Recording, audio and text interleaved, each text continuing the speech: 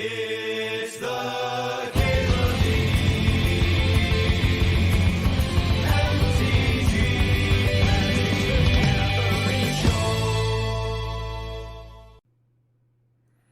All right, no pod effects in this opener. Zealous Conscripts is a really cool card to Birthing Pod into, because you can use it to untap your pod and continue up the pod chain. It's kind of like podding a 4-drop into a 6-drop, right? And then sometimes it's great just to steal your opponent's best thing. So if we're doing pod stuff, I think I want to take this Zealous Conscripts, pack 1, pick 1. We also want to cut green, though, so like taking Tree Speaker, totally reasonable. Or Clamp, right? It should probably just be Clamp. I should probably just take this fucking Skull Clamp, because our deck's going to be filled with value shitters. And the Skull Clamp's just going to be like another way to do that. Or enjoy a Tarantino movie. Exactly. There's nothing weird about enjoying a Tarantino film.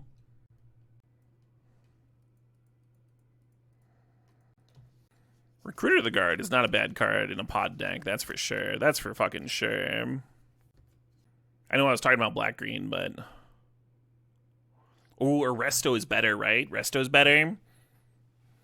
Resto's got to be better in a pod deck. Just go up the pod value chain. And then here I'm looking at Elvish Mystic or Pest Infestation. Cool thing about Elvish Mystic is it lets you play a Birthing Pod on turn 2, and that's pretty good. Normally Pest Infestation would be a much higher pick. But we're doing something kind of particular here.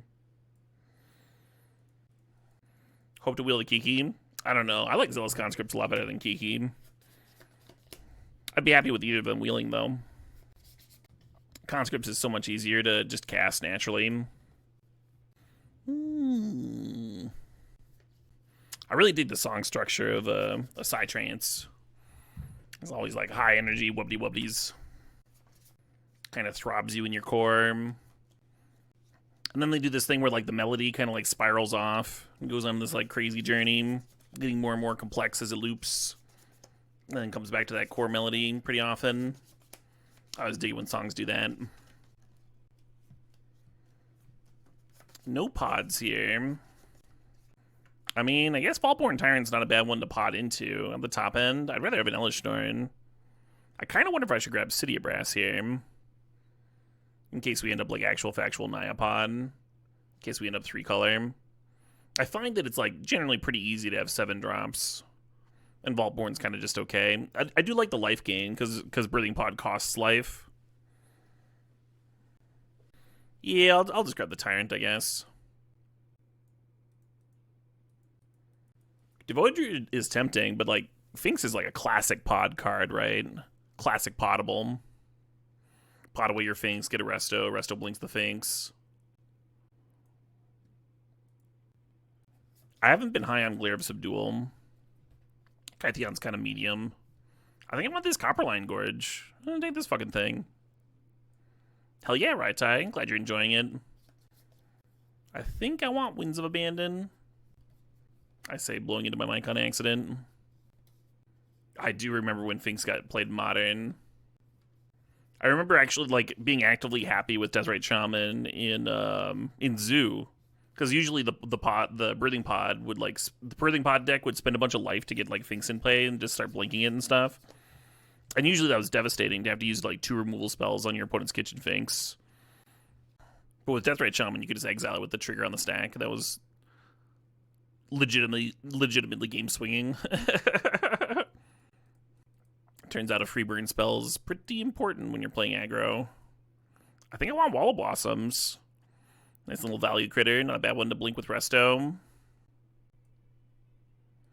Wow, the Tree Speaker wield. There's Conscripts here too. I was talking about how much I liked Conscripts. Can you pass a Tree Speaker? Tree Speaker is so good. But I feel like Conscripts is really good in pod, right? Isn't it so fucking good in pod? It's so fucking good, right? Both of these cards were like first pickable. I like considered both of them. I'm gonna take the Conscripts. And the Recruiter came back. Nice. Nice, by the way, is an idiotic way of saying nice, in case you were confused.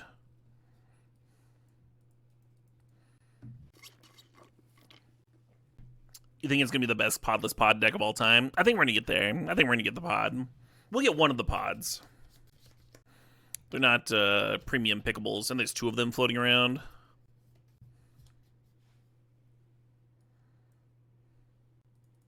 Steal the opponent's creature and pod it? Oh, yeah. Or, like, pod into the Zealous Conscripts, steal your opponent's thing, and then blink it with the Resto Angel so you get to keep it. Because Resto Angel returns it to your control. It is not owner's control. One of the better... Ooh, is Lumberjack interesting? Lumberjack might be interesting. Try and wield the Yavimaya. One of the better pod activations I ever saw was my buddy potted into Zealous Conscripts, and his opponent had like gone Gideon uptick, and so he got to steal the Gideon and attack with it, which is already pretty fucked up, right? So like the opponent like thought that they had fogged off the opponent's turn, and instead they're like just getting attacked with the Gideon, like it's being added to the opponent's board. And then on his second main, he resto blinked the Gideon and upticked it.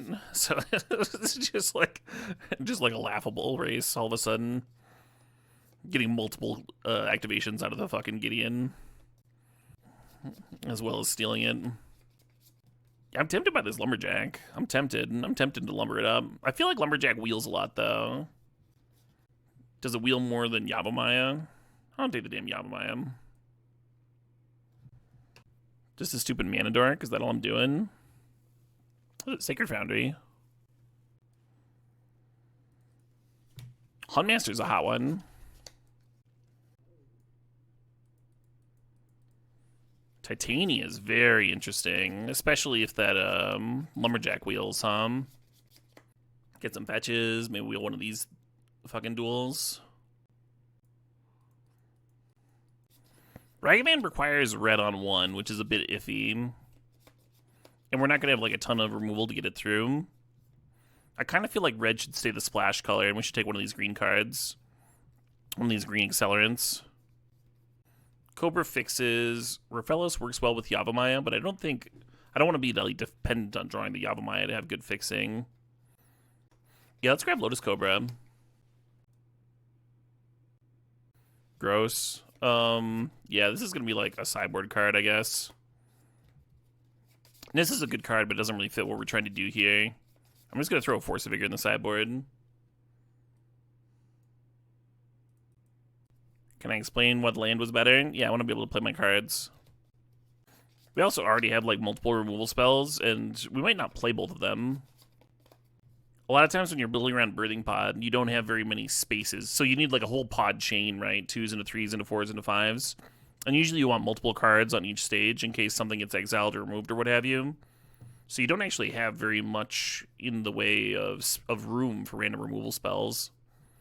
Looking at the Green Sun Zenith here, it could be like our bullshit backup pod. I think I want that Kugla though, right? It's like a really nice gap filler between 5 and 7 here. Voice of Resurgence is a very good card to pot away. And here he's a great card in general. Let's grab the Voice. Yeah, there's the Lumberjack. I really like Karmic Guide in my pod chain. And the Razor Ridge Thicket would be nice land. But Lumberjack just plays too well with Titanium. We got that Yavimaya for it and everything. Gonna make the deck seem a lot less clunky when we draw it and it works. Oh, nice. The Elves Wield. I don't remember what I drafted over the Elves, but I almost picked it. Yeah, so the main issue with the deck right now is the mana base. I don't think we're getting to hoof mana very often, if ever. Double red might be hard too. Yeah, Stomping Ground Wheel. Throw a couple fetches in this, and then give us the actual Birthing Pod and Birthing Ritual. We got ourselves a deck, Maybe need like one more 3-drop, like a Blade Splicer. I took Sacred Foundry over the Elf. Nice. Got myself a stew. Green's is very open. That's fortunate. Yeah, we've had a couple of decks sort of like this, Merry Winter, that are just playing a whole bunch of value cards. They've done solid. I think they one went 2-1 and the other trophied. Potter Power. Oh, if there's an on-color Mox versus a Birthing Pod, I would take the on-color Mox and expect the pod to wheel.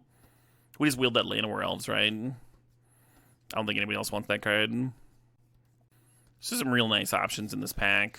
Library is always an option. Library is always good. This is one of the worst spots for it, because it's like putting a colorless land into a deck with Orcish Lumberjack. But it'd still be good. And then the other options are Goblin Bombardment, Parallax Wave, and the 2 Titans. Inferno Titan was always like a classic one to pot into. But it does force us to actually be able to get double red. The Goldspan Dragon does that, but I don't mind cutting the Goldspan Dragon, right, if it came down to it. I think I'm going to grab Parallax Wave. I know I was saying there's like not a lot of room for removal, but Parallax Wave just wins some creature battles by itself. Like, I would rather have Parallax Wave in here than these other 2 removal spells. And I think there's a good chance one of those Titans wheels here for us. Nice. There's the Blade Splicer. Oh, there's Fury too. Jesus Christ. We'll probably wheel the Safekeeper for the Titania and get another backup combo. Burning of Zinnia is kind of funny with Titania. Fury is a pretty good Magic card and a very good card to pot into. Blade Splicer just like fits our curve very nicely. It's like the best 3 that we could ask for. Right now we only have 2 3s. We actually have more 5s than 3s right now. So it's weird, but I think I'm going to take the Blade Splicer over Fury. Still trying to make like the best pod deck that we can build, right? Sorry, Fury lovers. It's me, I'm a Fury lover. Still no pod. We have Knight of Autumn. That's solid. Yeah, cards for Resto to Blink are good too. I actually like Atarka better than the Volborn. There's one of those fetches that I wanted.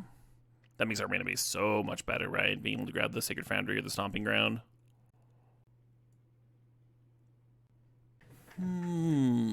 Still podless. Is QB interesting? Thalia is almost good, huh? Do I just want to Thalia it up? Reclaimer is kind of a cool card with Titanium. Eternal Witness is like a classic pod card. Prismatic Ending would be a great removal spell here. I think I'm going to get Eternal Witness. Yeah, Reclaimer's a pod for lands. Well, there's the 7 that I wanted. Damn, this was the last pack, right? For us to find either of the pods. Our mana's looking good, at least.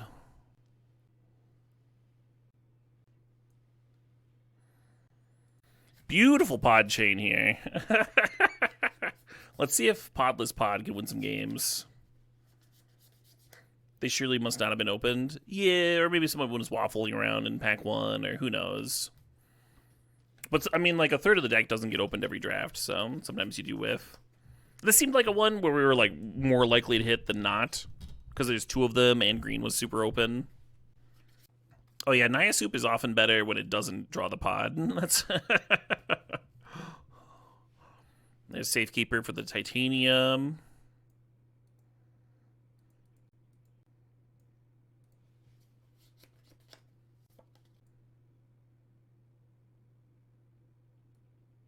Maybe I don't play Elish Norn.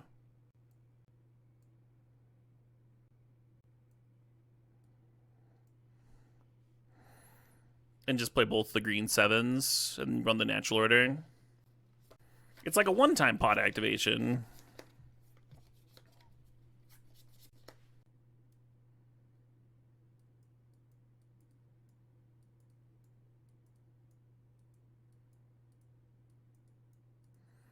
Ravages of War is actually hilarious with the Titanian play. I think I'm going to cut Inferno Titan and just keep the top end as natural order hits. I'm going to cut Hero Blade Hold. The Witness, because we didn't actually get the pod. Kitchen Finks is pretty stinky. They just boarded in against red aggro. Weird the amount of red aggro I've been facing today.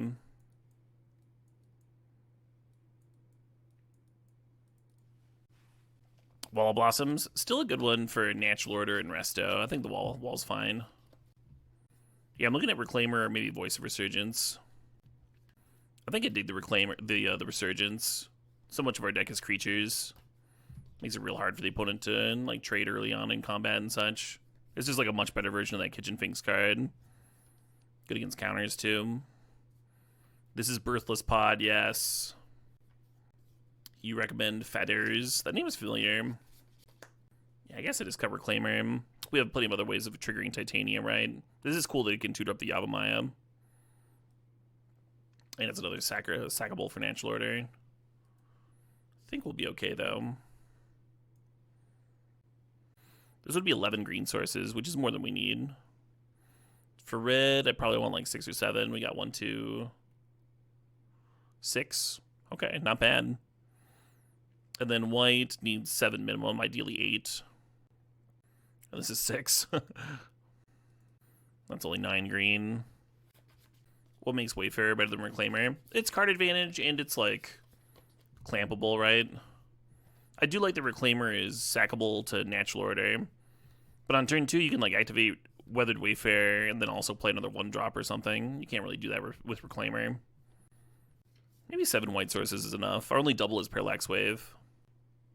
Yeah, let's do that. And then 6 red's a little light for the Lumberjack, but we do only need 1 red ever. It's only the 4 cards.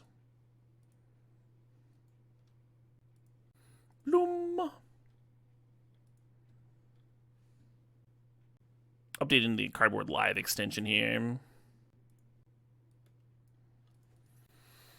Yeah, Lishnorn's a lot better of a card than either of these top-end cards. But Natural Order is pretty good.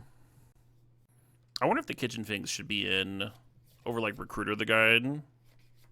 This is one more thing to sacrifice. I gotta dig that, actually. Let's do that.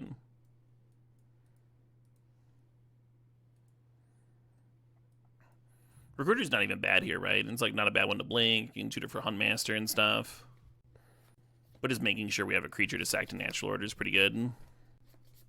When I'm playing Craterhoof, I like to be able to hardcast it consistently Stravens, and this deck might have an issue with that. Like, I think Dragon Lord Atarka is better in this deck than Craterhoof is. We're not, like, full-on ramp, right? Yeah, I wonder if that Vaultborn Tyrant should just be Elesh Norn. Or Inferno Titan. Yeah, I think Natural Ordering for Kugla is not terrible. I'm going to do this. Elesh Norns is so much better. So much better than the other options there.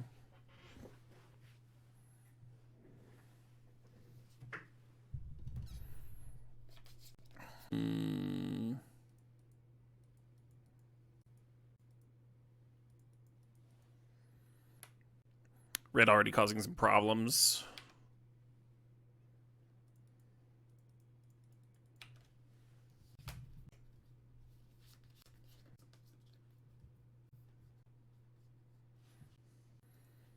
You love that I block chat so many shit talkers? Yeah, I mean, just like online forums in general, you'll get a little bit of that.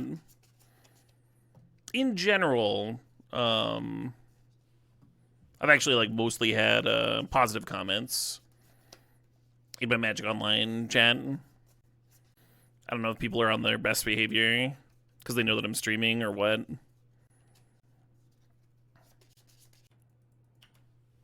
But I'm not really streaming to chat with my opponents.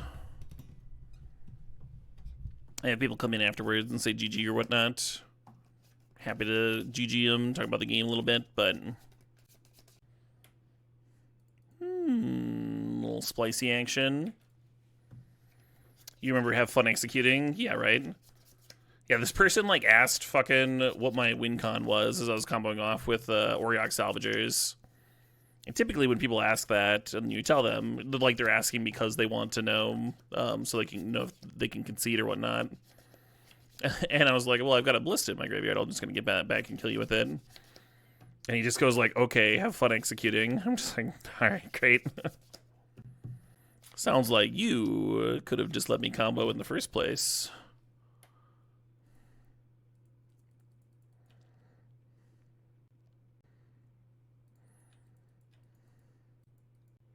Absolutely nothing wrong with not scooping to a combo.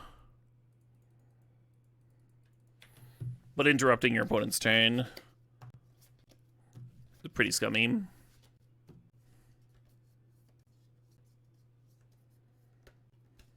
Do I block chat in IRL Magic too? No. No, I try to be pretty friendly.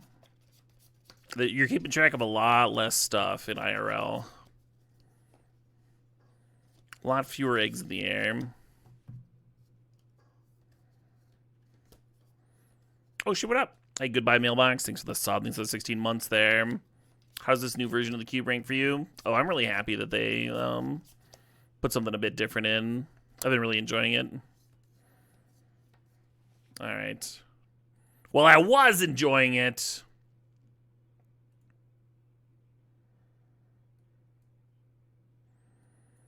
It's awkward because, like, the natural order is such a big chunk of the deck.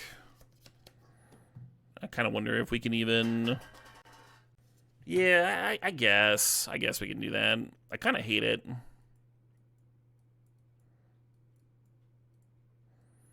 Let's put, like, Nissa and Virtue of Loyalty up here. Play some fucking Ravagers of War action. Up the removal count. Make the mana better.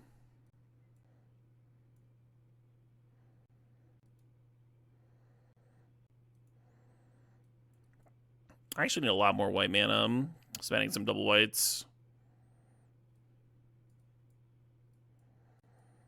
Need one more plains.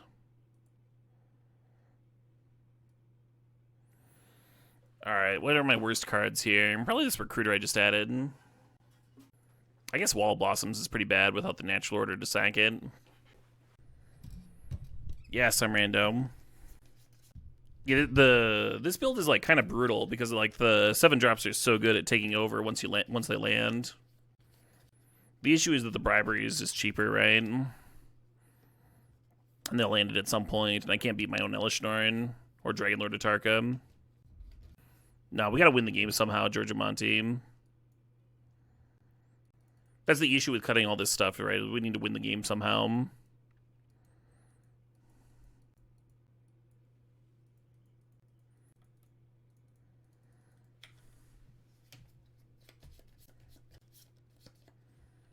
Lotus Petal aim.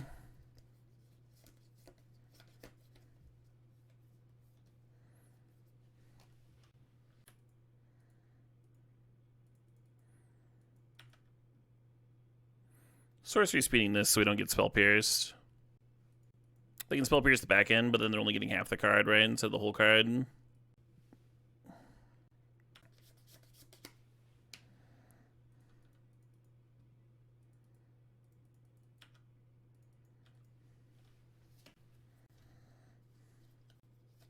Opponent chilling at 3 mana over there. Hey, the one last wish. Thanks to the sob. Thanks for 62 months. Yeah, people really overrate Nissa as a ramp card and really seem to underrate it as something that just kills the opponent quickly. Obviously, it does both, but clearly I'm playing it for one of those reasons and not the other, right? And people are still thinking about, like, the forest count for Nissa and shit.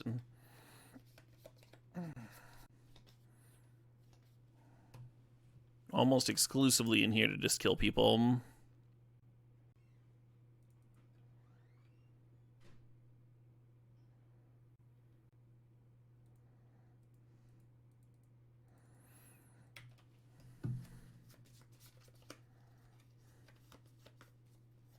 Yeah, I think the only way Nissa's like primary a ramp spell is if you've got a bunch of fucking 10-drops in your deck. Very rare.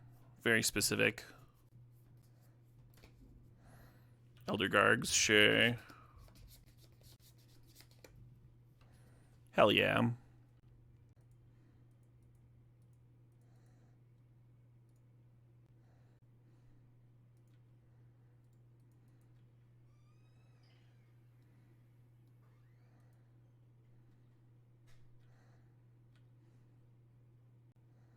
A lot of damage here.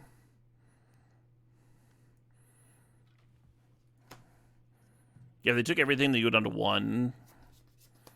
I don't think there's anything wrong with their concession there. Thinking about this Glare of Subdual. Didn't really see a target for Night of Autumn.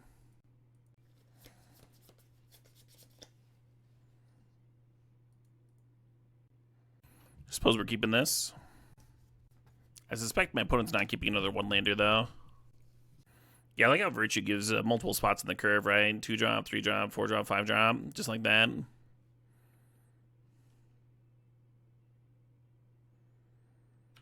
No issues with that plan.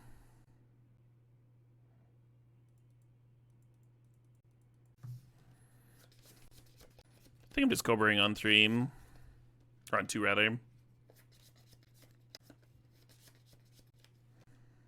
Yeah, I hate how the Presence of Bribery made me sideboard. And now we just, like, have a weaker deck and a ramp mirror. What if I should have boarded the Natural Order stuff back in? We bouncing, we bouncing.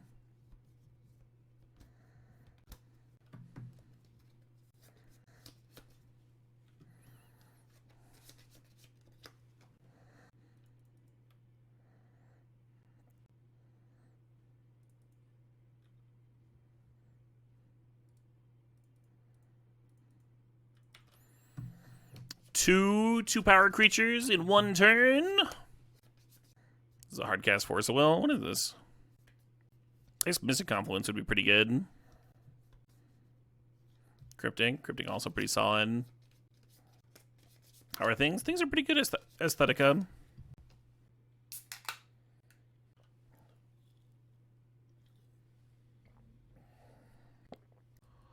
Huh.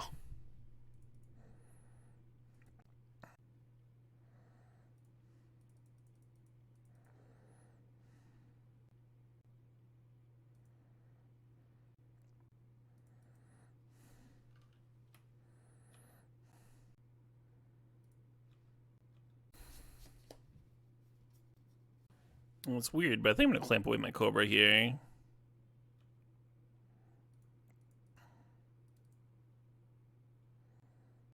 Maybe that's wrong. Yeah, that's wrong. I'm just going to put it in the forest. Because it costs some mana to equip, and the Cobra's worth 2 mana next turn. So I can just equip it for free next turn.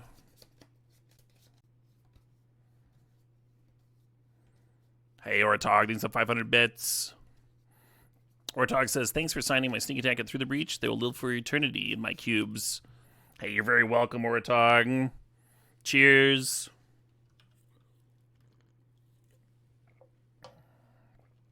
Yeah, those are some very cool cards to sign. I was into that for sure.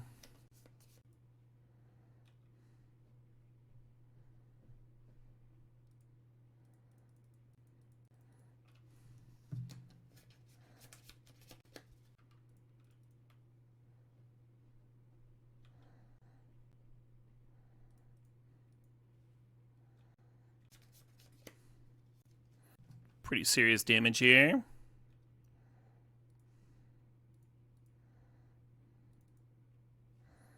Hey, Goo 3, things at 25 months. Holy jeez, 2 years. Love the content, love to hear that.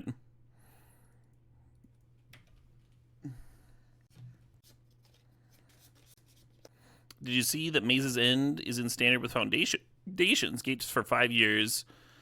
Is a dream come true? Is it? I'm glad you're stoked.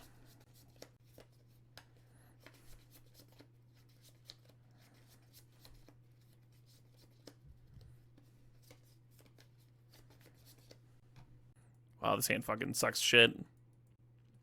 This could get Stomping Ground, so I'd have double green. Let's maul. Hell yeah, Guthrie. It's like your favorite deck from Arena. Love to hear that. So this has to get a green source. If I want to go Arid Mesa, turn 1 Lumberjack into this. So this is getting Stomping Grounds. That's nice. It's another forest for Lumberjack too. There is a double white card, but it's just the one.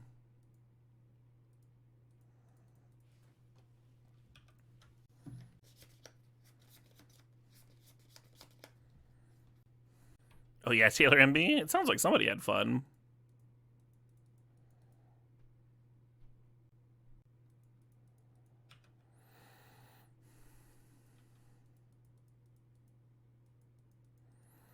I think the worst game I ever played took Took like a solid 50 minutes, and this was on Arena.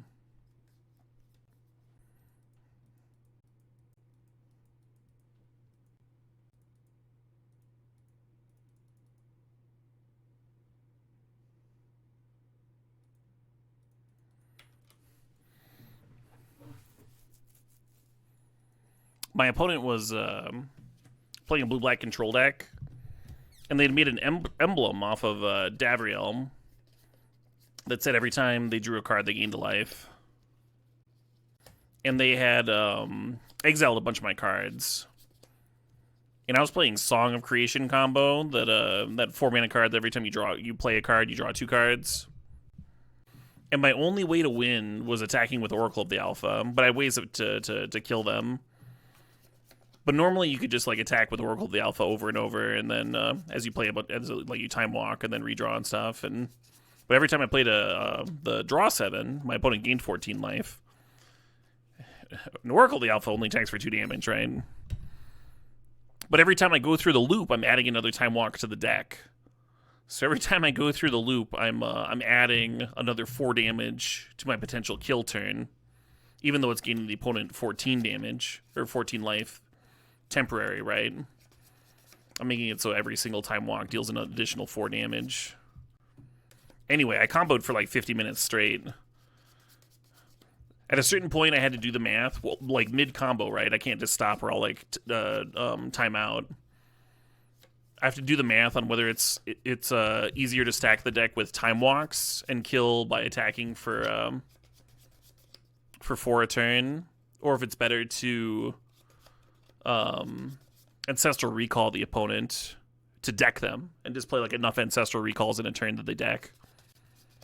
And let me tell you, that was not fun math to do. I got Elesh Norn in the graveyard. That's pretty bad for me. I wish I'd held this one, I guess. Did I win? You better believe I won. And the opponent who sat there for all 50 minutes decided to like time out when I was attacking, the turn I was attacking for lethal. They salt roped me. They were fine for the entire 50 minutes up to that point.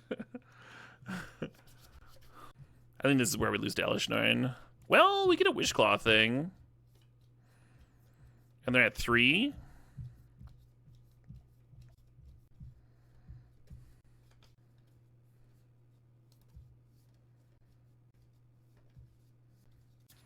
I remember that too, iPod, yeah. Yeah, so there's a Zealous Conscripts in this deck that I can Talisman for, but I wouldn't be able to tutor it up and play it in the same turn, and then they could tutor for like a counter spell or something. I could just go get Council's Judgment for the Elesh Norn and attack and force them to chump with their Jace. But then they've got 5 cards in hand. We had time to think for a little bit. Oh, Parallax Wave just wins. Because it removes both blockers.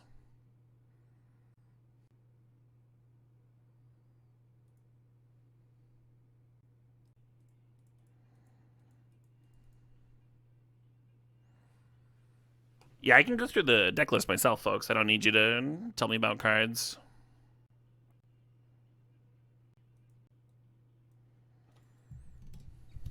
Well, Zealous Conscript seems important to stay in if the opponent's fucking reanimating Hum. I could play my own Elesh Norn to counter theirs. I think we just want some removal spells.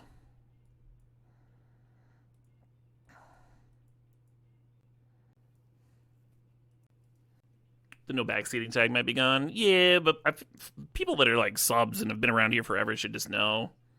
Just know that I don't want to be fed lines. I can change the tags back. Oh, wow. Something removed all of my tags. That's pretty shit. I would not have done that. I wonder if it's a Twitch issue. Yeah, there's a no backseating rule. Whether or not there's the fucking tag there, though. It's in the stream description. It's been there for forever. You sometimes need a gentle reminder about backseating. Yeah. I don't think timeouts are a harsh reminder. Right, Entropic Ender? I was saying that earlier. Sometimes the pod's deck is better when it doesn't actually draw the pod. Alright, my tag's back in. All is right with the world. You give timeouts just because people ask for them? I don't, Guthrie. You're thinking of a different streamer. If someone comes in my chat and is like begging for timeouts, I'll ban them for spam.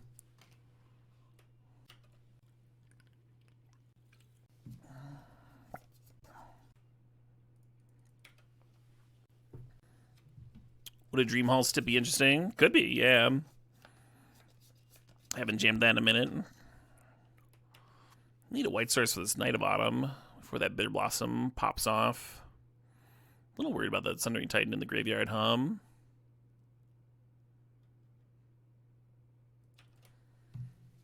Is Kitchen Finks good in a Blink Shell like this? Sort of. It depends on the matchup by Podod. So my opponent's playing like Elishnorns and Sundering Titans and shit. So Kitchen Finks is like perhaps at its worst. Because it's just never going to be an impressive body. It's always going to be fucking terrible. Whereas something like Blade Splicer, you run it out and you blink it. Now you've got like 7 power in play. Kitchen Finks is like a borderline sideboard card.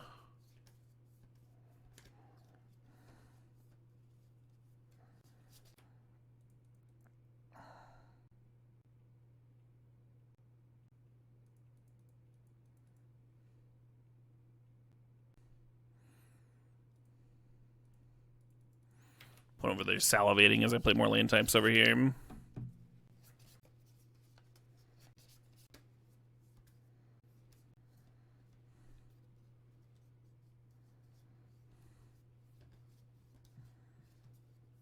I don't know if size matters too much peripheral. I do think it's like awkward to use timeouts as a way to remind people like, hey, don't do that. If it's like if it's like people are just like actively doing it for fun. Chase Foolery, thanks for the sub, these 25 months.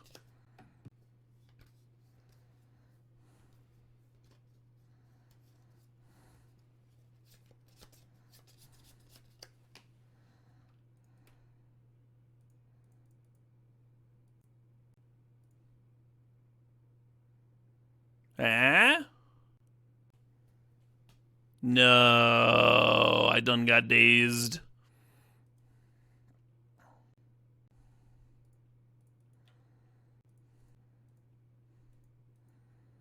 The fairy trade-off here is showing that they don't have Recurring Nightmare in hand. They did just loot away lands, too, so it's not a matter of land drops. Is this it? Is this the turn that we land Titania and rebuy Arid Mesa? That makes Sundering Titan look ridiculous. Wishclaw Talisman. Okay.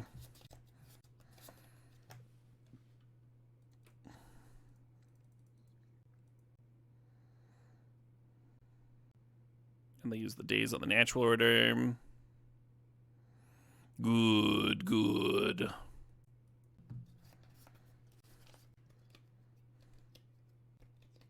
That's an Entomb. Okay, so they're just going to go get something different now.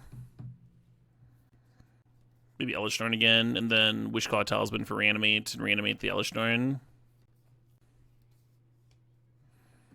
Or maybe they have something even better. Yeah, Grizzlebrand's a little bit better in this spot. We still have a lot of cards we could draw to up the pressure. Just a removal spell would be pretty choice. Oh, the Wishclaw is going to give me a tutor again. I mean, they lose 8 life to the Grizzlebrand here. Kind of feels like Zealous Conscripts is just going to be very, very good. Ah, Bone Shards, sure.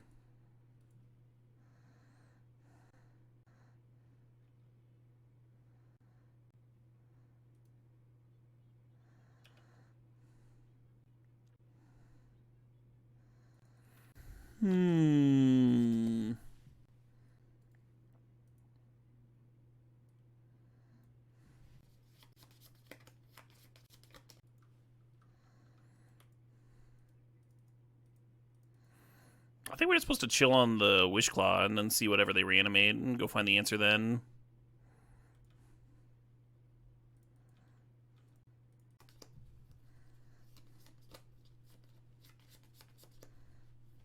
Okay, I could see like needing Parallax Wave or maybe Zealous Conscripts, who knows.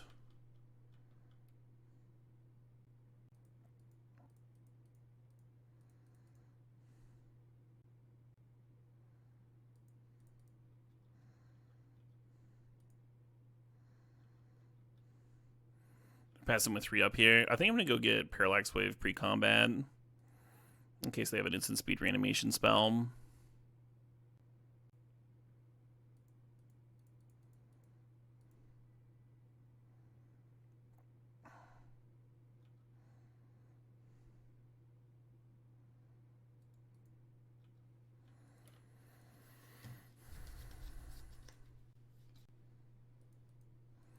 Hold the Angel? Oh, no. Just kill him. You don't even know if they necessarily have a reanimation spell, Michael Perlov. You just want to kill him there. You don't want to give them time to draw out of whatever situation they're in.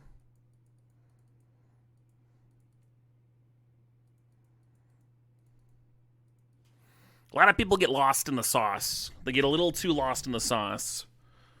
It's a very common issue. They think, like, what if the opponent has this? Well, then I should this, and this, and this. And then they miss just, like, really good lines that just kill the opponent. Just apply the pressure. Play around stuff if you can, but, like, very often you should just be killing people.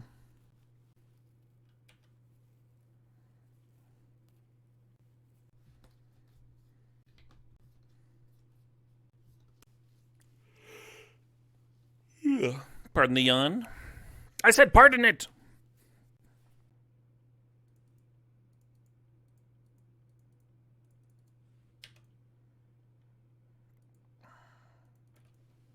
Unforgiven? Oh no! Like a Thanksgiving turkey, exactly. Cute little rewrote there, getting their land drop.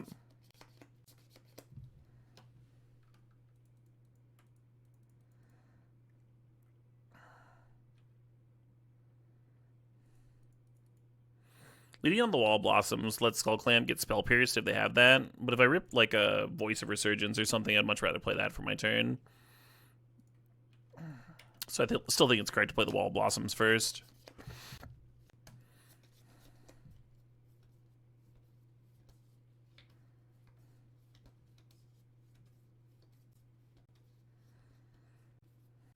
Ever thought about why Americans use that weird inch system? Nope.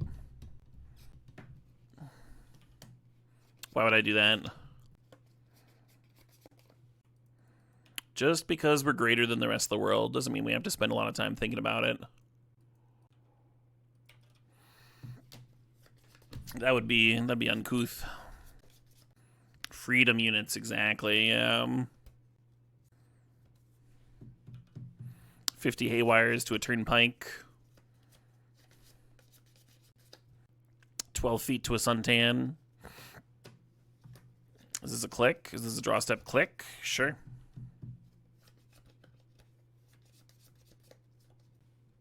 You get 6 rods to the Hog's Head in your car, and that's the way he likes it. I did the math, and well, there's not very many miles to the gallon.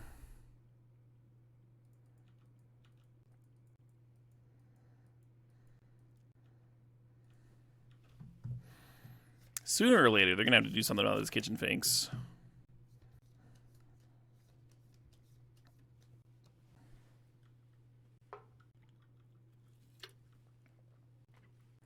Yeah, the only Americans that learn how to use the metric system are drug users. And so I assume that the reason that the rest of the world uses the metric system is because they are also drug users.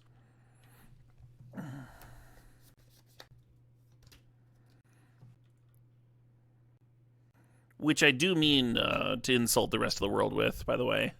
Just to be clear.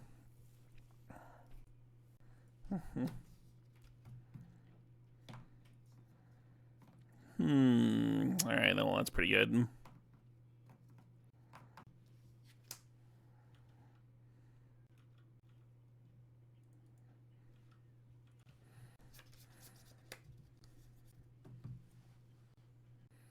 Which developed country again that has the opioid epidemic? Right, and those are the metric users.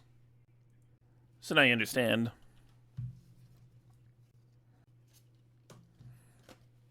So opponent's at 3 with 3 cards in hand. The issue is they still have this click that they can rebuy and filter my draws, or filter their own draws, but likely my draws. Oh, I have to pay a mana because of Tithe Taker. Amazing.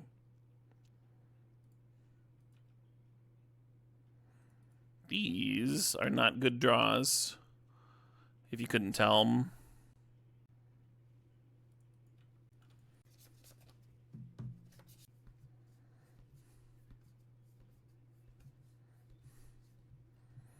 Well, no Ghost Reno confirmed there. It's because I didn't shuffle in metric. That's probably why, Ladorm. Speaking of NASA and the metric system, y'all remember when they just like fucking like launched a rocket into the wrong part of space? because Europeans were like collaborating with NASA or something, and they didn't like translate it back some fucking equation, and they just fucking like dusted a rocket. Ridiculous fucking mistake. Yeah, the Mars Climate Orbiter was designed to study Mars from orbit and serve as a communications relay for the Mars Polar Lander and Deep Space probes, but it was unsuccessful due to a navigation error caused by a failure to translate English units to metric. Fucking phenomenal. How much did the Mars Climate Orbiter cost? How much did the Mars... $193 million. Amazing. Yeah, whoever did that shit, whoever made that mistake. Alright, Zealous Conscripts off the top. Let's go. Well, it's a card.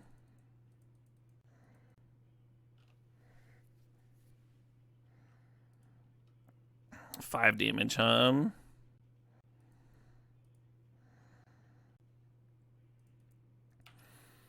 So after this turn, I'm not going to be able to Zealous Conscripts Elish Norn anymore, because the Crocus can protect it. Oh, I wonder if they just bounce my Dragon Lord. Yeah. You like the one that had the accelerometers installed upside down so that it accelerated into Mars instead of slowing down? That's incredible. That's fantastic. Yeah, I dig that too. Yeah, I think they're just going to counter one of my plays here. I mean, the Crocus can just bounce it again, right? I kill the 3/3, the bounce, kill me with Elish. Fair enough.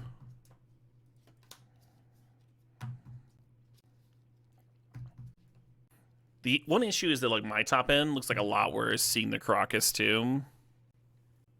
So I might just, like, cut these cards and play a couple different chonkers and cut natural order. Kind of awkward versus counters anyway. Play this stuff. Or maybe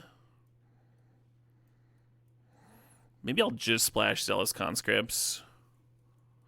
I kind of dig that. But then I cut both these mountains. The mana base gets a little better. Eternal Witness seems awesome against them. Ravages of War looks fucking sick. We didn't see a Night of Autumn target, right? Thinking about Virtue of Loyalty. Are you crazy for wanting Ravages here? No, you're just a sick fuck. I kind of dig the Wall of Blossoms. Hit some of their stuff. The Ground Pounders. I'd like the Recruiter of the Guard a lot better if I was still playing the Huntmaster. Thinking about the Virtue of Loyalty.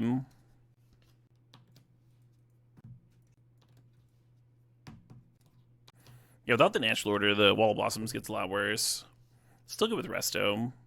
We have other good cards for Resto, though. Let's cut it for Recruiter of the Guard. We can, like, Recruiter for Witness or something. Something shitty. Something fuck-ass terrible. Some terrible fucking card for some terrible fucking hand. Alright, let's mull him.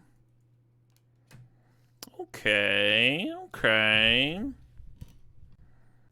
to figure out which 5 to put back. Titania's pretty good with a fetch.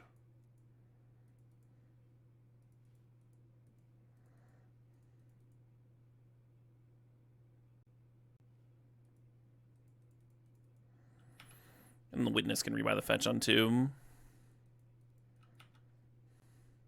No, my plans. That's alright, we'll just draw a 3rd land eventually. That would be really nice, though. Nice little curve. A Witness into Hero Blade Hold. Perfect. The plan is live once more.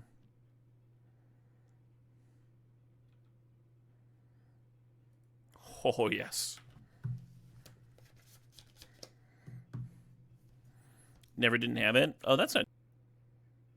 Okay, cool. Appears to be up. Yeah, there was a big crack of lightning or thunder, like right outside my window, and my fucking lights flickered. I guess the internet was just reconnecting. Hey, Real Rankler, thanks for 37 months there. Magic is saved! I was sitting here like, why is my opponent taking so long here? Trying to Eternal Witness. Well, it turns out it was me. It was me the whole time.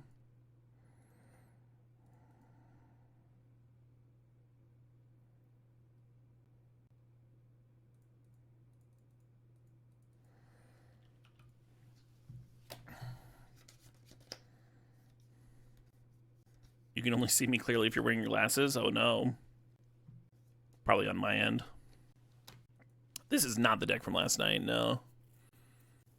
That deck went 2-1. 2-1. That was a reanimator deck. The resolution's fine. It's only just fine. That's it. I'm going to start streaming in 4K. Regrowth on swords. Well, that's a bummer for me.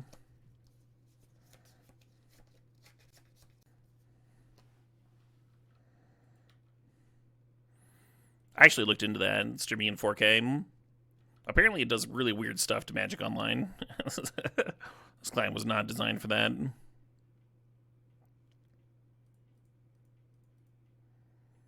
Like, all the text becomes fucking illegible as shit.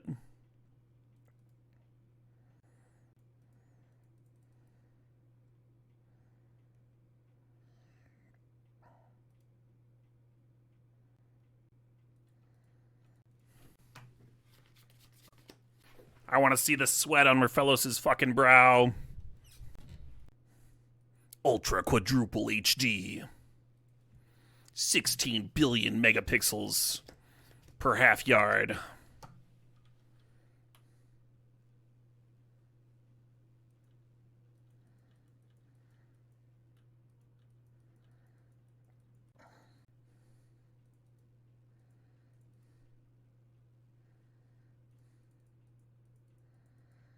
Huh?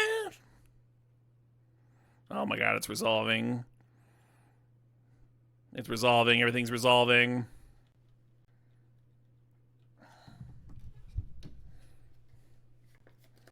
Do they have a sweeper for me? I don't think Elishnor would even do it here. Because I'd make 7 3-1s in response. 7 3-1 seems like a lot. If they don't play an Elishnor, then they're fucking 5-3s. That's even worse. Very cool. You know what was satisfying about that game? I got to fucking... I got to clamp something and draw some cards. That was really good. I was a fan of that. Game 3 of the finals. Can we take it home? Can we trophy with this? Podless pod. Yeah, more than 3 non-lands for the entire game. That was pretty nice. Yeah, I think Voice of Resurgence into a fucking Ravages could be really good. This opener's kind of sick. I like the bass in this track a lot. Like a whale with tummy issues.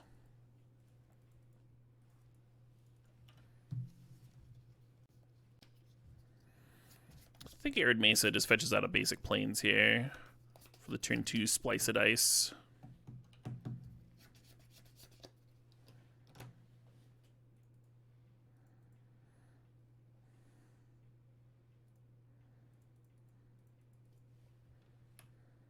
We don't need double red for anything. No reason to shock ourselves. And the opponent could get in a spot where they try to race me in the air with click and such. Life total could matter.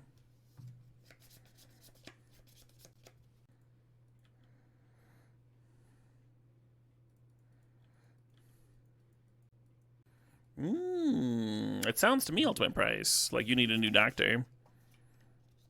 Might I recommend Twitch chat? What they lack in so-called licensing and medical knowledge, they make up for in existing.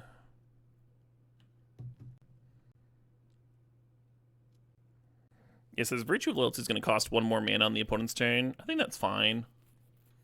I think that's totally fine.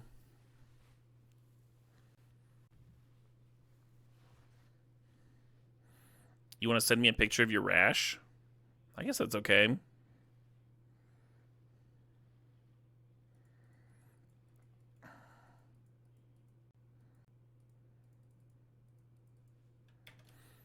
I think Parallax Wave's gonna eat this too. I'm kind of okay with that. Watch me like top deck a Disenchant or something. I think I'm gonna hold on to this Parallax Wave.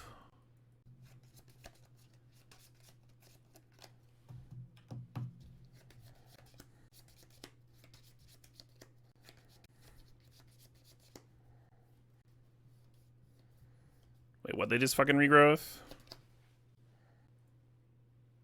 Shark Typhoon. I guess that's okay.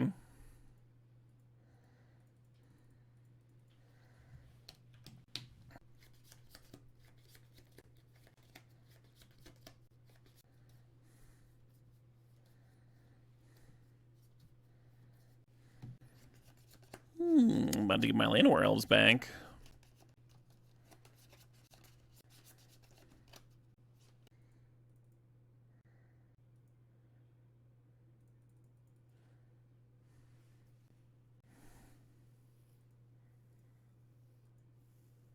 Let you come in what?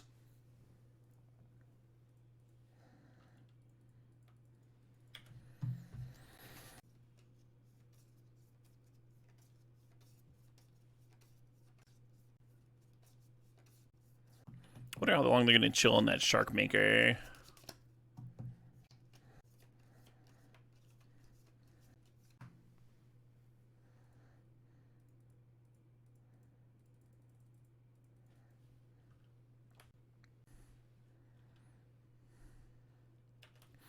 That's not bad, eh? You gotta admit, that's not bad. No swords, don't do it. No, that's the best answer. I wonder if I was supposed to play Parallax Wave out first. To, like, protect it if they did have swords. That's pretty feel bad, hum.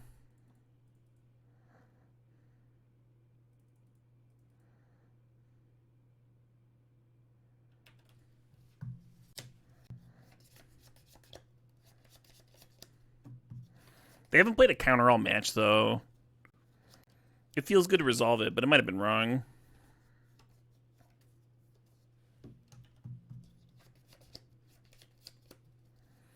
Geddon would be kind of sick here.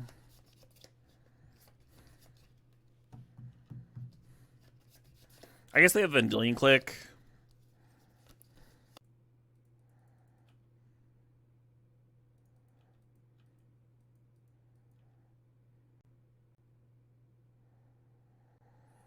Parallax Wave costs 5 fucking mana. It's my own Tithe here. I guess I'm just jamming this.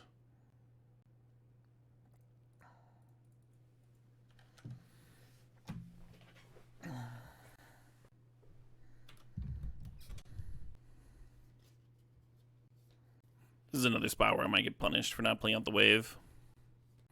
We'd rather kill the opponent before they got up to 7 for Elishnorn, though. If I had my druthers. 3 mana Prism. Oh, but they only spent 2 colors of mana on it. So the Sunburst was only for 2. Nice.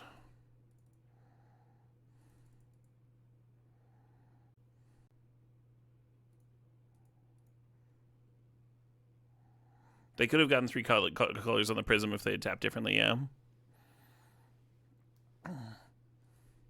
Similarly, that works with the removal spell on Thalia. You can just like announce it for 1 less, and then when you pay the Thalia tax, it'll hit it. The Sunburst removal spell, Prismatic, whatever.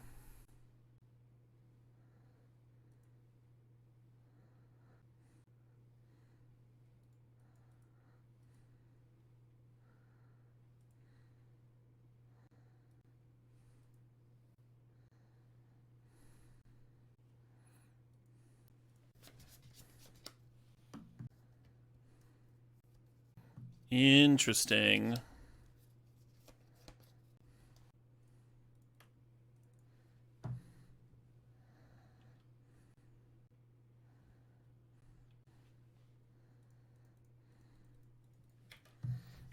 I think they're planning to untap and slam Elishnorn, but we still beat that just by exiling the Elishnorn and attacking with Hero Blade Hold, so they need something else.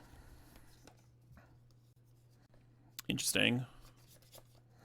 Guess I wish I'd played this last land out, huh? It's good balance.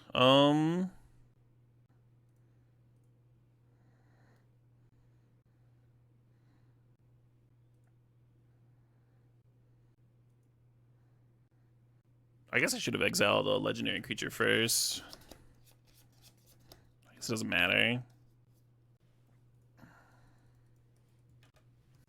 Actually, not. Oh, I thought they were going to bounce it with Crocus for sure. Maybe they've got another use for their mana.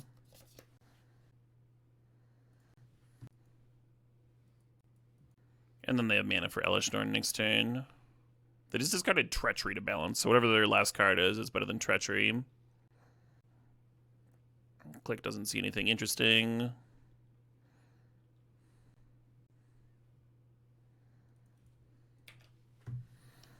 Yeah, if they'd Crocused the Thalia in response, then they would have gotten to keep the Treachery in hand.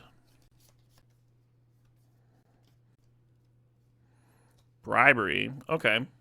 This is like the first time I've seen Bribery out of them, right? We saw it against earlier opponents, but I think this is going to grab Dragonlord Atarka. I think I boarded out my own Elishnorn. Oh, that's why they discarded the Treachery. They only have one island. They only have one blue source. Titanium.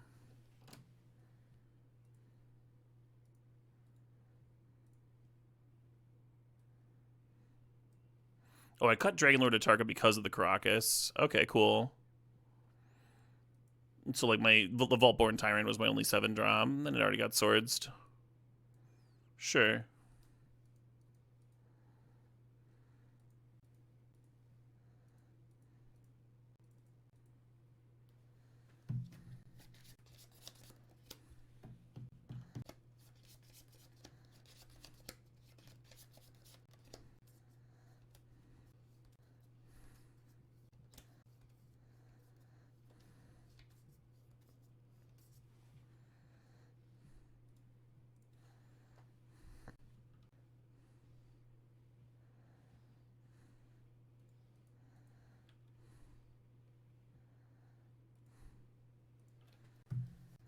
Yeah, the Crocus can mouse the Thalia here, but it's still not enough, right? Opponent's only at 3.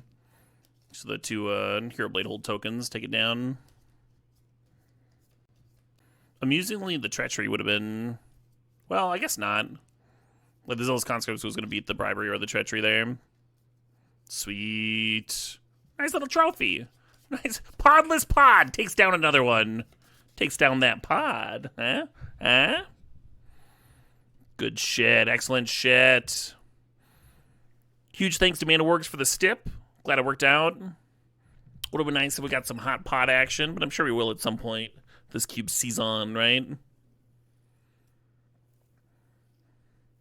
We did have a gorgeous pod curve, at the very least. That was nice.